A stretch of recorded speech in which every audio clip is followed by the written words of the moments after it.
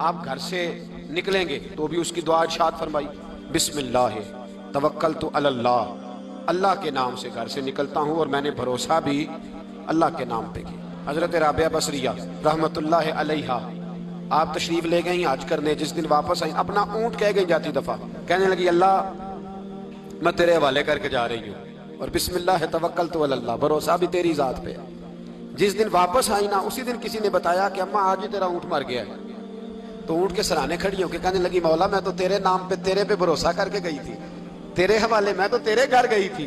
तो लोग कहते हैं अम्मा के मुंह से लफ्ज निकले तो ऊंट जिंदा होके खड़ा हो गया। तो अम्मा कहने लगी नहीं तुम्हें ही गलती लगी है, मरा ही नहीं था, पहले से ही मौजूद था, वह अपनी करामत भी नहीं जाहिर होने दी। तो भाई घर से निकले तो किस लफ्ज पर कि या अल्लाह मैं तेरे भरोसे पे निकल रहा हूँ। इसके दो फायदे होंगे, एक तो आप अल्लाह की अमान में जा रहे हैं, अल्लाह की अमान में आ रहे हैं, और दूसरा जिस घर को आप छोड़ के जा रहे हैं उसे भी अल्लाह की अमान में दे के